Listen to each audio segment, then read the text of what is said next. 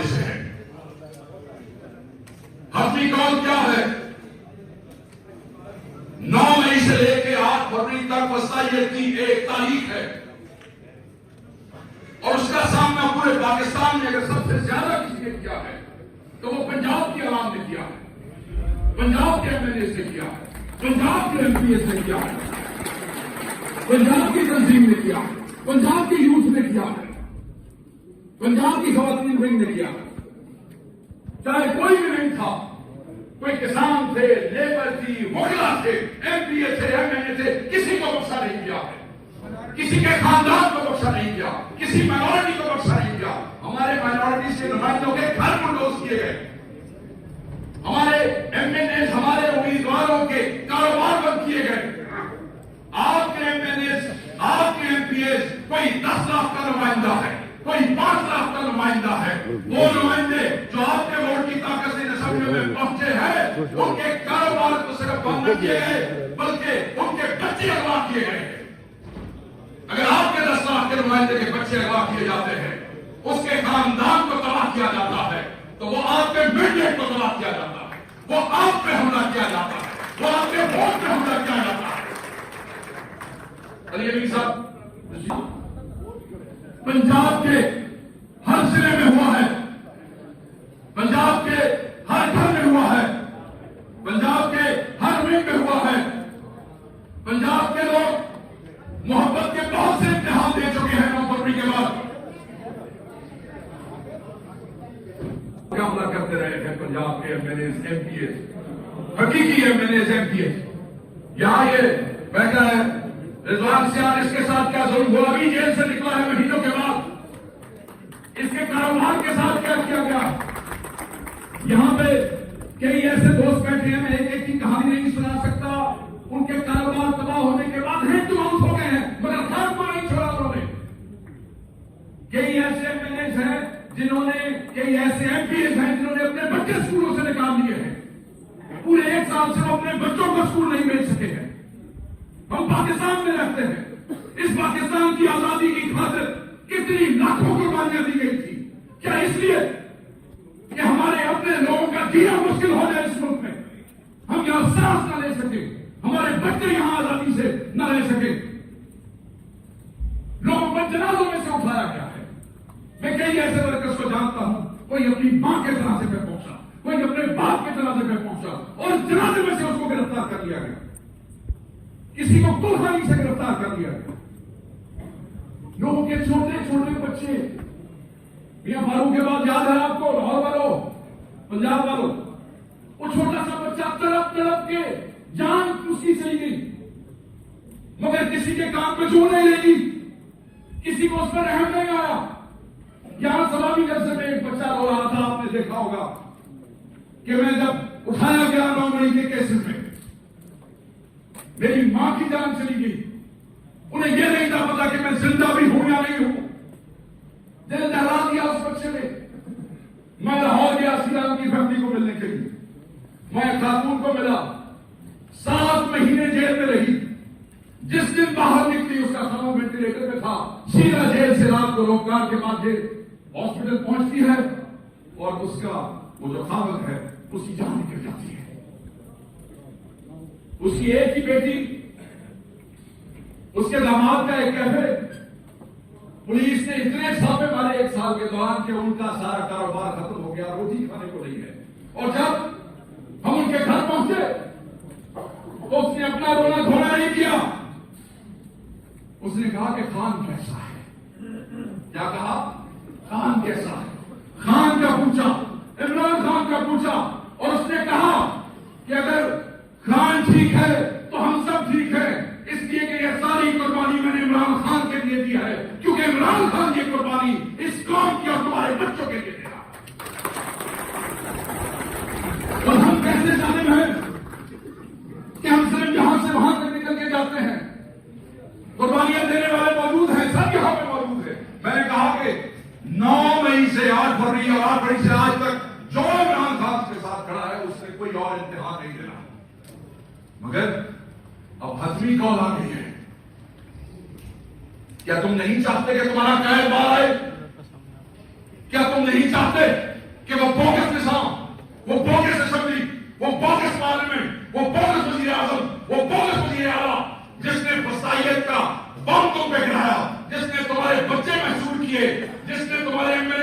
देश की औरतें जो है अगवा की, जिन्होंने तुम्हारे ऊपर रिजिक बंद करने की कोशिश की, जिन्होंने जमीनी खुदा बनने की कोशिश की, क्या तुम्हारा दिल नहीं करता है कि अपने खान की क़यादत में खड़े हो जाओ और उन लोगों से बदला लो? और वो बदला तुमने कैसे लेना है? तुम कोई मिलिटेंट ऑर्गेनाइजेशन नहीं हो, तुम एक सियासी जमात हो। और सियासी जमात क्या करती है? अपने हक के लिए वो एहतजाज करती है और एहतजाज करती है और एहतजाज करती है। और कब तक एहतजाज करती है? जब तक उसके मुतालबात पूरे नहीं हो जाते। आप हाथ खड़ा करके मुझे बताएं, इमरान खान ने तो कॉल दी है, बड़े हसन की है, याद करो क्या? आप मुझे बताएं कि क्या जो खान ने कॉल दी है, आप उसके लिए तैयार हैं? उस टारगेट को पूरा करेंगे जो खान देगा आपको। क्या आप हर कुर्बानी देने को तैयार हैं? क्या आप अपने वर्कर के साथ खड़े होने को तैयार हैं? वर्कर को छोड़ के तुम नहीं जाओगे, भागोगे तुम नहीं, आई मार्च को नहीं करोगे। यही तो है खान को आपसे, यही खान का पैगाम होगा। और खान चाहता है कि आप लीड करें अपने लोगों को, अपने लोगों के साथ चले। और याद रखिएगा, जब घर से निकलना, हर उस कुर्बानी को याद रखना जो तुम्हारे एमपीएस ने दी है, जो तुम्हारे एमएलए ने दी है, जो तुम्हारी यूथ ने दी है, जो तुम्हारे नौजवानों ने दी है, जो तुम्हारे किसानों ने दी है, जो तुम्हारे मजदूर ने दी है, जो तुम्हारे हकीकी एमएलए ने दी है, जो तुम्हारे हकीकी एमपी ने दी है, जो तुम्हारे टिकट होल्डर्स ने दी है, जो तुम्हारे वर्कर ने दी है, जो तुम्हारी औरतों ने दी है, जो तुम्हारे बच्चों ने दी है। जब ये कुर्बानियां याद रखोगे, खुदा की कसम मैं इस बात पर यकीन रखता हूं, अगर तुम्हें कुर्बानियां याद होगी तो ये जज्बा जो तुम्हारे दिल में है, ये आग बन के भड़केगा। और जब आग बन के भड़केगा और तुम इन फसाई लोगों के सामने खड़े होगे, खुदा की कसम किसी के बाप में जरूरत नहीं है कि मैं तुम्हारे अहकाम के मुताबिक को पूरा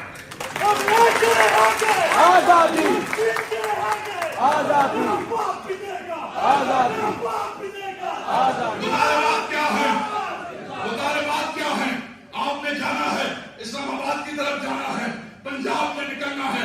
हमेशा ये बात होती है, कुर्बानियों के बावजूद ये बात होती है, पंजाब निकलता नहीं है, पंजाब बाहर नहीं आता है। पंजाब में चीफ मिनिस्टर साहब जुल्म जबर के पहाड़ तोड़े गए हैं।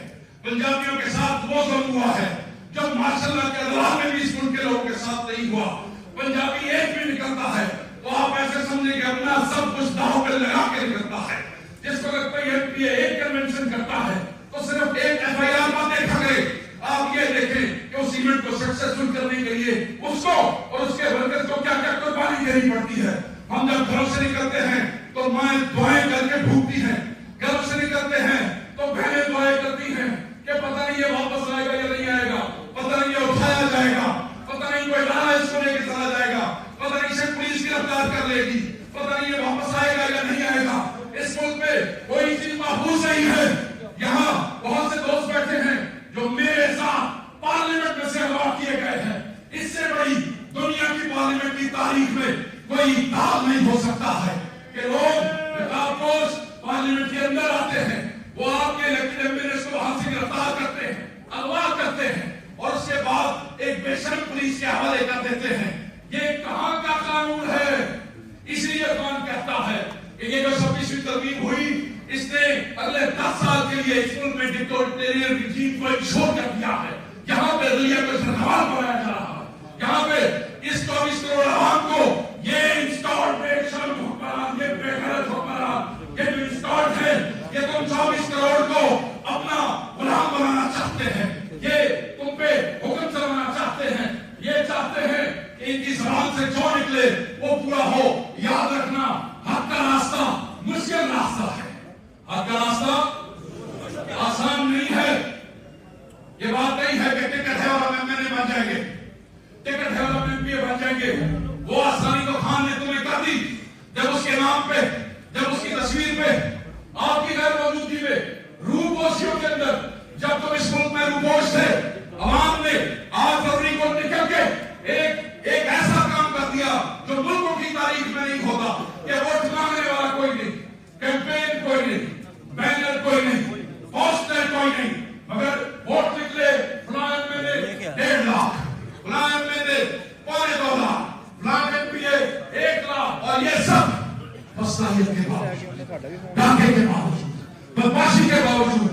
ये अवाम की ताकत थी। 180 से ज्यादा सीटें आपने जीती। ये हमारे जीतते हुए दोस्त बैठे हैं जिनके मैंडेट के ऊपर डाका मारा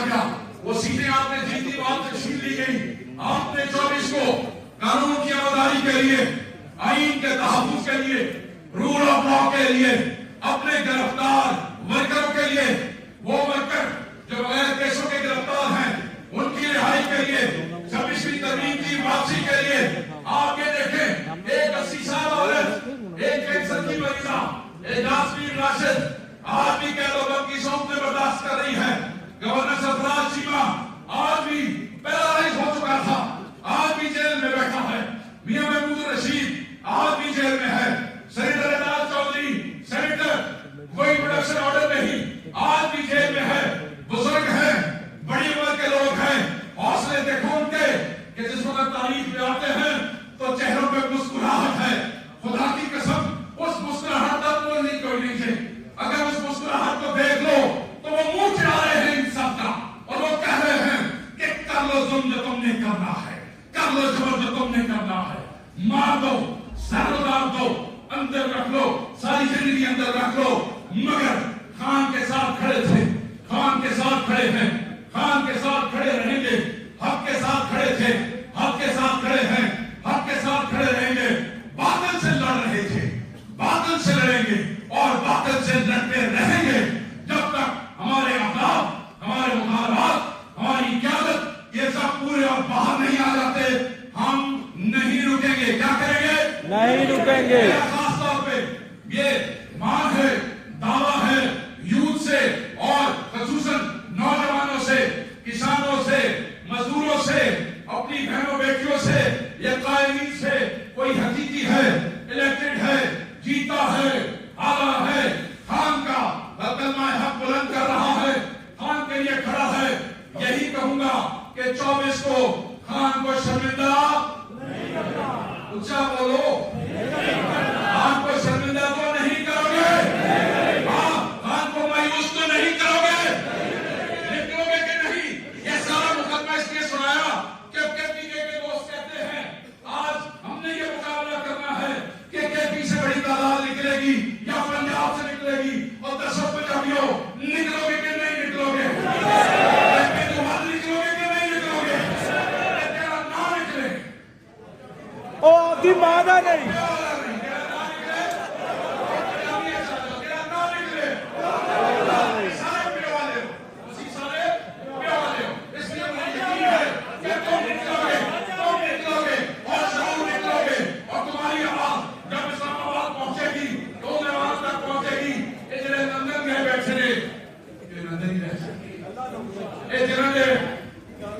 پاکستان کا مطلب اور کیا؟ یاد رکھیے گا، یہ جو سیام ہے، پاکستان کا مطلب کیا؟ اور میں اپنی گفتگو آپ سے کرتا ہوں، رشتہ کیا؟ یاد رکھیے گا صرف یہ 4 لوگ نہیں، ہمارے ہزاروں ورکر بھی جیلوں میں ہیں. ابھی دیکھیں کہ جب 4-5 اکتوبر کو دین چوک پہ یمین خان پہنچے، ہمارے 5000 ورکر گرفتار ہوئے. کن سڑکوں سے گزرے، کس طریقے سے ایک ورکر کو کے پی کے چیف منسٹر نے وہاں سے نکالا، آخری دن تک، آخری رات تک ان کا انتظار کرتے رہے. اس لیے ہر ورکر کے حق کے لیے لڑنا ہے. اور کیوں لڑنا ہے؟ کیونکہ کل یہ تب بھی ہو سکتے ہیں. آج وہ ہے، مہینوں سے اندر ہے، سالوں سے اندر ہے. Shah Mahmood Qureshi, vice chairman of the party, وہ اپنی مفادی کی مدد کر رہے ہیں، وہاں پہ اندر ہے، 100 پہ برداشت کر رہے ہیں. کھڑے ہو رہے ہیں ان سب کے لیے، نہیں تو تمہاری باری آ جائے گی. آج ان کے ساتھ نہیں کھڑے ہوگے، ان کے لیے نہیں نکلو گے، خدا کی قسم کا تمہارے لیے بھی کوئی نہیں نکلے گا. تو اگر چاہتے ہو اس ملک کی بہتری کے لیے، اپنے بچوں کے مستقبل کے لیے، اپنے ورکر کے ساتھ کے لیے، اپنے خان کی صحت، زندگی اور ساتھی کے لیے، تو پھر کوئی رکاوٹ نہیں ہونی چاہیے. اس کے لیے ساری رکاوٹیں دور کر دینا. تم کوئی مسلح جتھا نہیں ہو، تم ایک سیاسی جماعت ہو، اور تمہارا جتنا بڑا کراؤڈ ہوگا، جتنی بڑی تعداد ہوگی، اتنی طاقت ہوگی. اتنی بڑی تعداد میں نکلنا، بات ختم کر رہا ہوں سیم صاحب، اتنی بڑی تعداد میں نکلنا کہ تمہارے سامنے کھڑی ہوئی فورس بھی لرز جائے. ایک سمندر ہو تمہارے پیچھے، اور سمندر صرف تقریر کا سمندر نہ ہو. سمندر نظر آئے ہر ضلع میں سے، ہر ضلع سے ہزاروں لوگ نکلیں، اور کمزور لوگ پیچھے رہ جائیں گے. چھوڑ دو، کسی کے منہ کی طرف دیکھنے کی ضرورت نہیں ہے.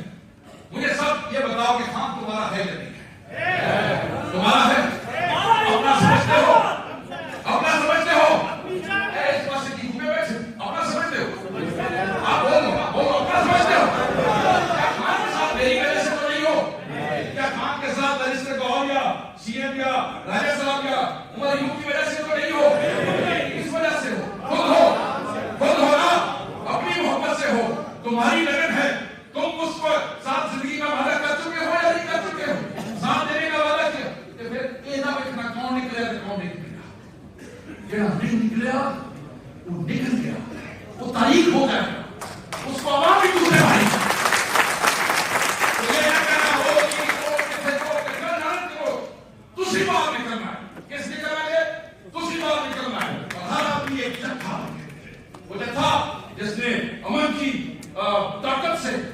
اپنے جذبے کی ہمت سے، اس بلوے سے ہر وہ دیوار کی رات دیتی ہے تمہارے سامنے کھڑے ہوتے ہیں.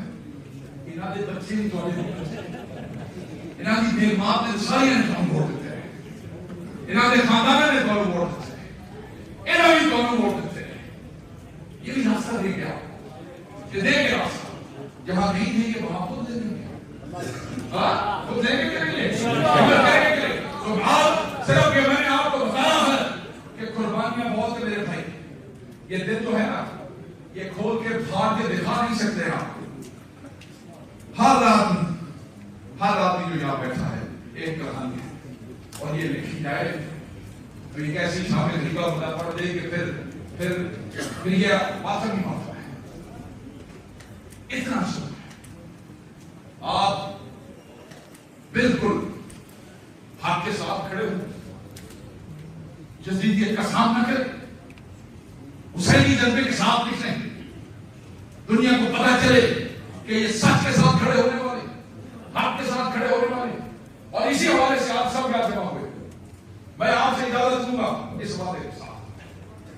میں زیادہ آپ کا وقت نہیں لینا چاہتا ہوں کیونکہ میں بولنا شروع کروں گا تو پھر وہ چیزیں باہر نکلیں گی کہ پھر آپ نکلیں. میں صرف آپ سے ابارہ لینا چاہتا ہوں اور وہ اپنے ذہن یاد رکھ کے گاؤ. ہاتھ سوائے میں بڑے دن آپ ذہن یاد رکھو جی. رائے صاحب کسی بھی رکھو میرے صاحب کسی بڑے دن میں رکھو ذہن یاد رکھو اور دل سے وعدہ کرو کہ میرے خان کو مایوس نہ کرو. انشاءاللہ بڑی تعداد میں نکلو گے. کسی قربانی سے دریغ نہ کرو گے. انشاءاللہ کچھ قربان کرنا پڑا کرو گے. تن من دھن سب لگا دو گے. انشاءاللہ ایک چیز مجھے تو یہ بھی دینی پڑی کو کچھ دینا پڑا دے کہ اگر اس دن تحریک کو کامیاب کرنا ہے تو کر یہ کرو گے یا نہیں کرو گے. انشاءاللہ دل سے بات کرتے ہو، دل سے بات کرتے ہو وہ پچھلے رکھیے دل سے بات کرتے ہو. انشاءاللہ تعالیٰ آپ نے دل سے بات کی ہے، آپ کی طاقت ہے اور انشاءاللہ تعالیٰ آپ کی سچی محبت اور جذبے کے ساتھ اللہ تعالیٰ ہمیں کامیابی دے گا. اور ہتھیار نہیں جا رہے، ہتھیار نہیں جا رہے، ادھر بیٹھنا ہے کیونکہ جب تک مقابلے پورے نہیں ہوں گے تب تک وہاں سے واپس نہیں آنا. چاہے کچھ ہو جائے، چاہے جان چلی جائے، چاہے گرفتاری ہو جائے، پر پہلے نہ گرفتار ہو جائے. میں بھی کہوں گا یہ بھی کہوں گا کہ پہلے نہ گرفتار ہو جائے. تو بس اب میں اپنی گفتگو کو سمیٹوں گا اور ساتھ ہی میں آپ کو یہ بتاتا چلوں کہ میرے بعد اب گفتگو کریں گے آپ کی پارٹی کے سیکرٹری جنرل اور وہ آپ سے اپنے خاص انداز میں سلمان اکرم رائے صاحب بات کریں گے. آج عمران خان صاحب کا پیغام بھی ایک بڑی اہم شخصیت آپ تک پہنچائے گی، وہ بھی آپ سنیں گے اور آپ کو پتا ہوگا کہ جو پیغام ہے وہ مستند ہے اور وہ جس ہستی کی طرف سے آ رہا ہے وہ خان صاحب کو کتنی عزیز ہے. تو انشاءاللہ وہ پیغام بھی آپ تک پہنچے گا. مگر اس سے پہلے آپ اپنے سیکرٹری جنرل صاحب کی گفتگو سنیے گا. جوش اور جذبہ یہی رہنا چاہیے جو ہے اور 24 کے بعد تک رہنا چاہیے. میرے رب کو منظور ہوا تو انشاءاللہ تعالیٰ آپ کے اس جذبے کے صدقے میرا رب انشاءاللہ میرے رب اور اس کے حبیب کے صدقے عمران خان صاحب باہر آئیں گے. Thank you very much.